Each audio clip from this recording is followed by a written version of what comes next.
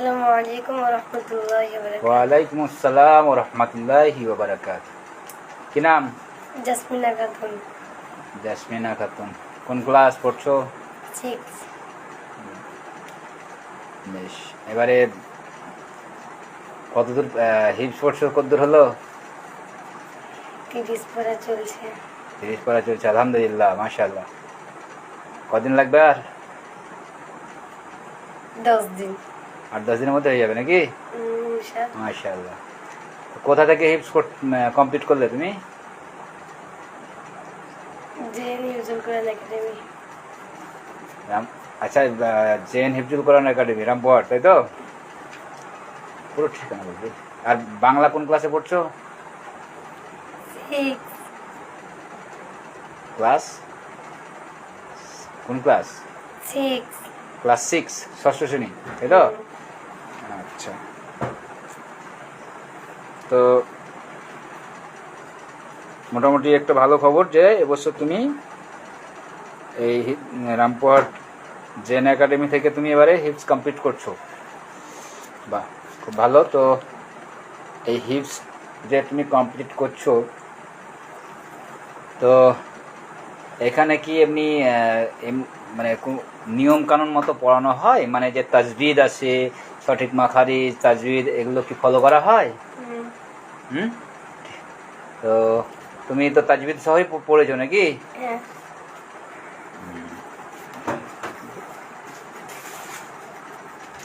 আচ্ছা, তো তাজবিদ সহ যদি পড়েছো তাহলে আমি কিছুটা কেরাতের গ্রামার কিছুটা ধরবো, হ্যাঁ?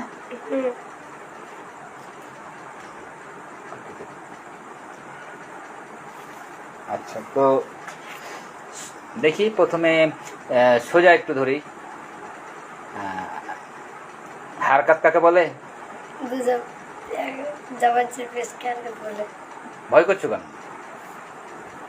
ভয় করার কোনো প্রয়োজন নেই, তো তুমি তো জানো এগুলো। সোজা দাঁড়াও। আচ্ছা, তো জাবারজের পেশকে হারকাত বলে, তাই তো? তানবিন কাকে বলে? জোরে বলো, সবাই শুনবে তো। Very good. তো এবার তোমাকে আমি জিজ্ঞেস করছি, আচ্ছা, হুরফে মাদ্দা কটা? 3টি। কি কি? আলিফ মাদ্দা, ইয়া মাদ্দা, ওয়া মাদ্দা। এই হুরফে মাদ্দাগুলোতে কিভাবে পড়তে হয়, মানে কতখানি টেনে পড়তে হয়? এক আলিফ পরিমাণ টান দিয়ে পড়তে হয়। এক আলিফ পরিমাণ টান দিয়ে পড়তে হয়। আচ্ছা, তো মানে এমনি গুন্না টুন্নার ব্যাপারে তো কিছু ব্যাপার নেই নাকি? শুধু টান দিয়ে এক আলিফ পরিমাণ টান দিয়ে পড়তে হবে, তাই তো? আচ্ছা, এক আলিফ পরিমাণটা কেমন একটু দেখাও দেখি। একটা আঙুল বন্ধ থাকে, খুলতে যতক্ষণ সময় লাগে। আচ্ছা, যেমন বা আলিফ জাবার, তাহলে কি হবে? বা আলিফ জাবার বা। আচ্ছা, ঠিক আছে। আচ্ছা, ইয়া মাদ্দা কখন হয়? ইয়া সাকিনের ডান দিকে জেড থাকলে ইয়া মাদ্দা হয়। উদাহরণ? দিনি। আচ্ছা, তো আচ্ছা, এরপরে আমাকে তুমি বলবে ইকফা। ইকফা কি? ইকফা মানে ইকফা কাকে বলে? নাকে তুলে এক আলিফ পরিমাণ গুণনা করে পড়াকে ইকফা বলে।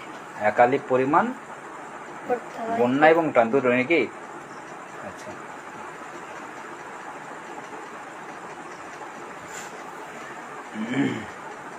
লজ্জা লাগছে না ভয় লাগছে? 30 পারার হাফিজ যাবো তুমি, ভয় করো না। তোমাকে দেখে সবাই শিখবে তো। আচ্ছা, আমি জানতে চাইছিলাম, এই যে ইকফা বললাম, এটা কোন কায়দার ভাগ, মানে কিসের কায়দা এটা? ইকফা এটা কিসের কায়দা? মানে ইকফা, ইজহার, এগুলো কিসের কায়দা? তানবিন বা নুন সাকিনের। কিসের? তানবিন বা নুন সাকিনের। আচ্ছা, তানবিন বা নুন সাকিনের কায়দা হচ্ছে ইকফা, তাই তো? একটা, তার মানে কটা তানবিন বা নুন সাকিনের কায়দা? 4টি। তানবিন বা নুন সাকিনের কায়দা হলো 4টি। কি কি? ইজহার, ইকফা, ইকলাব, ইদগাম। তো ইজহার কখন হয়? তানবিন বা নুন সেকেন্ডের পরে যদি হুরুফে হালকের 6টি অক্ষর অর্থাৎ হামজা, হা, আইন, হা, ওয়াইন, ক এর মধ্যে যদি কোনো একটি অক্ষর আছে তাহলে ইজহার হয়। আচ্ছা, যে উদাহরণ দিতে পারবে? ইজহারের উদাহরণ দিতে পারবে? দাও একটা উদাহরণ, তয়রন আবাবিলা। বুঝিয়ে দাও। রতে ইজহার হবে কারণ র দু জবর আছে, দু জবরের পরে হুরুফে হালকের অক্ষরের মধ্যে হামজা এসছে। হামজা এসছে, ও আচ্ছা, মানে রতে 2 জাবার আছে কিন্তু সেখানে গুন্না হলো না কারণ তারপরে হামজা আছে নাকি? আচ্ছা, তো আচ্ছা ইকফার একটা উদাহরণ দিতে পারবে? বলো দেখি। আনতামুযিরু। তাহলে এখানে আনতা মুনজিরু, মানে এখানে তুমি দুবার গুন্না করলে নাকি? টানলে গুন্না করলে কেন? কারণ নুন সেকেন্ডের পরে হরফে ইকফার 15টি অক্ষরের মধ্যে তা এসছে আর তারপরে আরেকটা হচ্ছে জাল এসছে। মুনজিরু, ঠিক আছে। আচ্ছা, আর একটা ওই নুন বা কি নুন সাকিন বা তানবিন নাকি ওর কায়দা আর একটা আছে, যেমন ইকলাব। ইকলাব কাকে বলে? তানবিন বা নুন সেকেন্ডের পরে যদি বা আসে তাহলে বাকে মিমের দ্বারা পরিবর্তন করে পড়াকে ইকলাব বলে। ভেরি গুড, উদাহরণ দিতে পারবে? দাও, বা খিলাফ। বুঝিয়ে দাও। এখানে নুন সেকেন্ড এসছে, নুন সেকেন্ডকে মিমের দ্বারা পরিবর্তন করলে মাম হবে।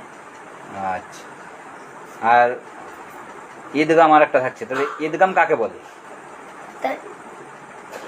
তানবিন বা নুন একটি অক্ষরকে দ্বিতীয় অক্ষরের সাথে মিলিয়ে পড়াকে ঈদগাম বলে নাকি? আচ্ছা, ঈদগাম কয় প্রকার? দুই। কি কি? ঈদগামে বেলা গুন্না, ঈদগামে মাল গুন্না। আচ্ছা, ঈদগামে বেলা গুন্নার অক্ষর কটা? 2টি। কি কি? র, লাম। উদাহরণ দাও র দিয়ে। রাসূলুম মিনাল্লাহ।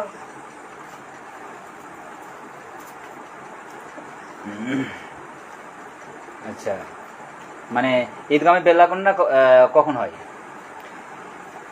তানবির বা নুন সেকেন্ডের পরে যদি র কিংবা লাম আছে তাহলে বিনা গুন্নায় তাড়াতাড়ি পড়তে হয়। আমি ঈদগামে আচ্ছা, ঈদগামে বেলা গুন্না মানে তাড়াতাড়ি করে পড়তে হয়, গুন্না করা যাবে না, তাই তো? ও আচ্ছা, ঠিক আছে, গুন্না করা যাবে না। আর মাল গুন্নাতে গুন্না করা যায় নাকি? তো ঈদগামে মাল গুন্নার অক্ষর কটা? কি? 4টি। আমি তো শুনতে পাই না, তো দর্শকরা শুনবে কি করে? 4টি। হ্যাঁ, জোরে বলবে তবে তো।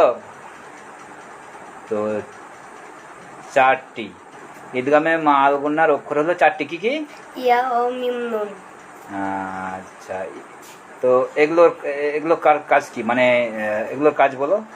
তানবিন বা নুন সেকেন্ডের পরে যদি ঈদগামে মাল গুন্নার এই 4টি অক্ষরের মধ্যে যদি কোনো একটি অক্ষর আছে তাহলে গুন্না করে পড়তে হয়।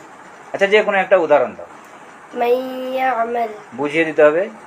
নুন সেকেন্ডের পরে ইয়া এসছে আর ইয়া হচ্ছে ঈদগামে মাল গুন্নার অক্ষরের জন্য গুন্না হবে মাই।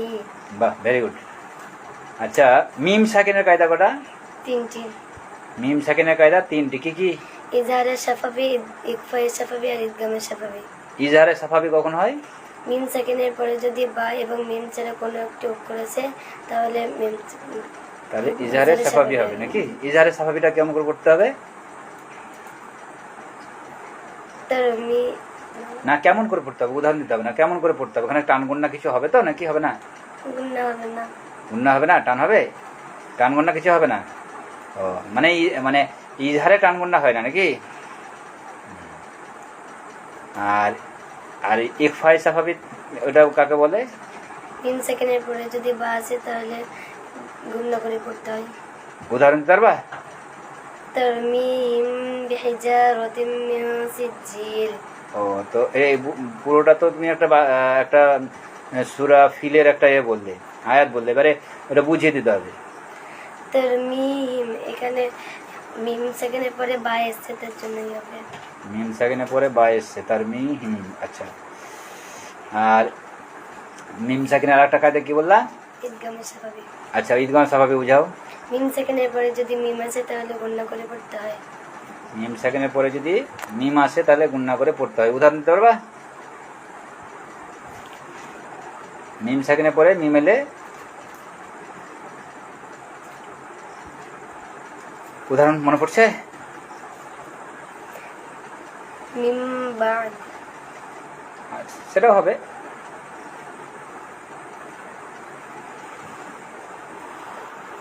আচ্ছা,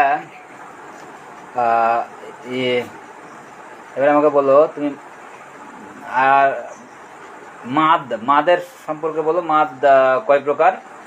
6 প্রকার, মাদ 6 প্রকার। কিন্তু বইয়ে দেওয়া আছে 4 প্রকার।